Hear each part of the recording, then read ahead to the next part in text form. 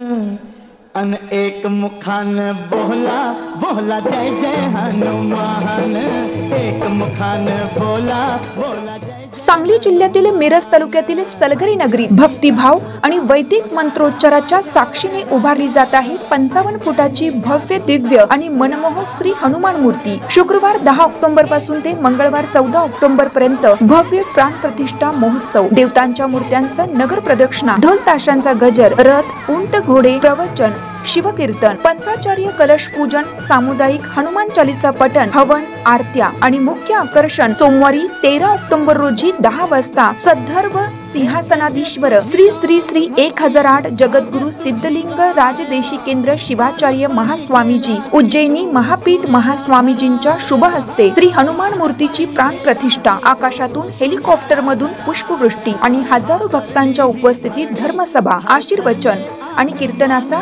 दिव्य सोहळा। स्थळ महादेव मंदिराजवळ जांडरावाडी रोड, सलगरे। तर भक्तांनो, या अविस्मरणीय क्षणाचे साक्षीदार व्हा। चला सारे कुटुंबियांसह सलगरे येथे अवश्य या।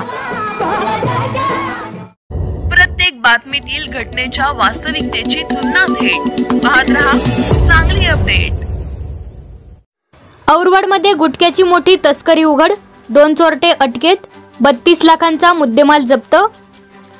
शिरोळ तालुक्यातील औरवाड येथे गुटख्याची मोठी तस्करी उघड झाली आहे। स्थानिक गुन्हे अन्वेषण पथकाने केलेल्या कारवाईत तब्बल 26,64,000चा गुटखा व टेम्पोसह एकूण 32,74,870 रुपयांचा मुद्देमाल जप्त करण्यात आला। या प्रकरणी सचिन बबन कौलगे व महेश शिवाजी कोरवी, दोघे राहणार रुई, तालुका हातकणंगले यांना अटक केली आहे। गोपनीय माहितीच्या आधारे रविवारी सायंकाळी ही कारवाई करण्यात आली। कर्नाटकातून कुरुंदवाड हद्दीतून गुटखा, गांजा व मद्याची चोरटी वाहतूक होत असल्याच्या पार्श्वभूमीवर जिल्हा पोलीस अधीक्षक योगेश कुमार गुप्ता यांनी कारवाईचे आदेश दिले होते। त्यांच्या मार्गदर्शनाखाली अप्पर पोलीस अधीक्षक अण्णासाहेब जाधव, पोलीस निरीक्षक रवींद्र कळमकर व उपनिरीक्षक शेष मोरे यांच्या पथकाने औरवाड येथे पाळत ठेवून गुटखा जप्त केला। कारवाईत विमल पान मसाला व तंबाखूने भरलेली पोती सापडली। पथकात संजय कुंभार, सागर माने, विशाल चौगले, सागर चौगले, महेश पाटील व महेश खोत यांचा समावेश होता।